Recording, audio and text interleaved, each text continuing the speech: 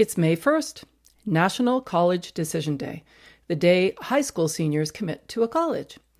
Whether or not you ever dreamed of college or know someone that does, the limiting beliefs around what going to college represents are so ubiquitous you can't help but feel the weight of their impact on so many kids and their parents, especially this time of year.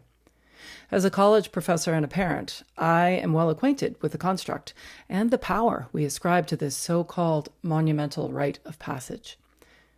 And it's not the only place in our lives where we create milestones for ourselves without considering why we even wanted to go there in the first place. Or even what we'll do when we finally get there.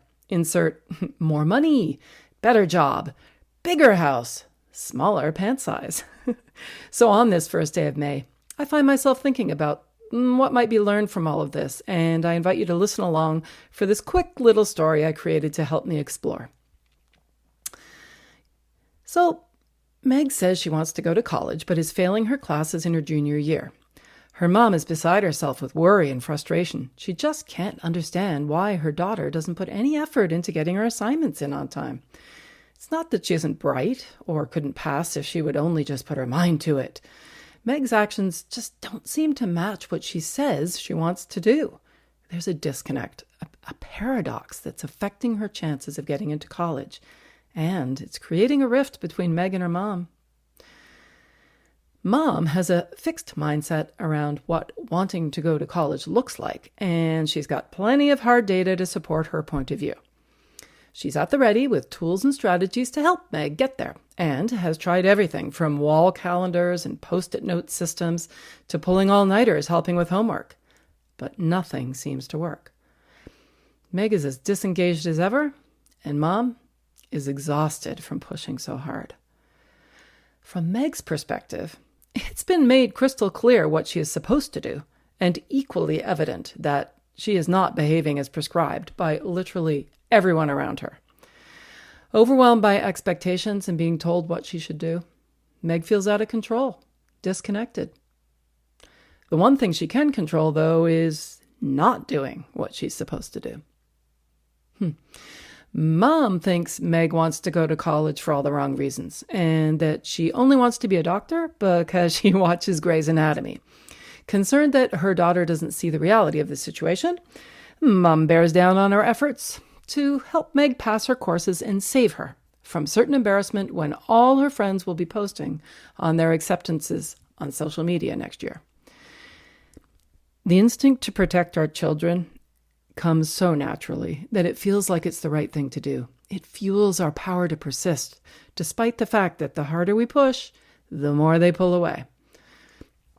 Unfortunately, what the mom in this story was so busy focusing on, the hard data of the how-tos, she was missing some vital clues to be discovered in the soft data, in her daughter's whys. Meg is certainly not the first to envision herself in med school like the characters of Grey's Anatomy, or to dream of the college experience so seductively curated by the college board.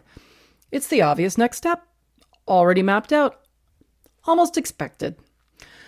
I'm reminded of a glossy college brochure I once saw with a photo of the perfectly manicured lawn of the campus and an arrow with a label that said, "Insert yourself here."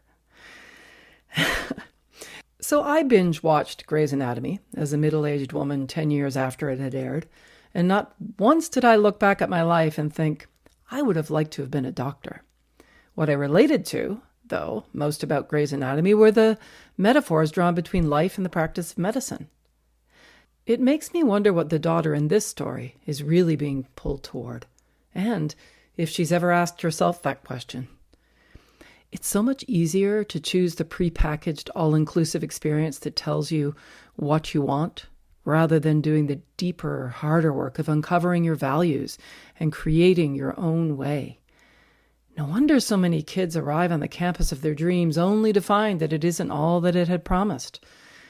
Blaming themselves, believing it must be them that doesn't fit in, that doesn't measure up. We all identify with things for different reasons. There's no one-size-fits-all value system. We may both choose to do the same thing, but our reasons for doing it are what makes our experiences unique, what makes us feel connected to our choices. Whether or not Meg passes her senior year and goes to college in this story is not important.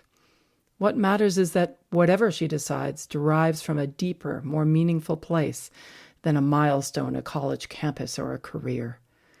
One aligned with values that she can honor wherever she goes. A lesson that you can't be taught at school. I'm Lisa Hopkins. Thanks for listening. Stay safe and healthy, everyone, and remember to live in the moment.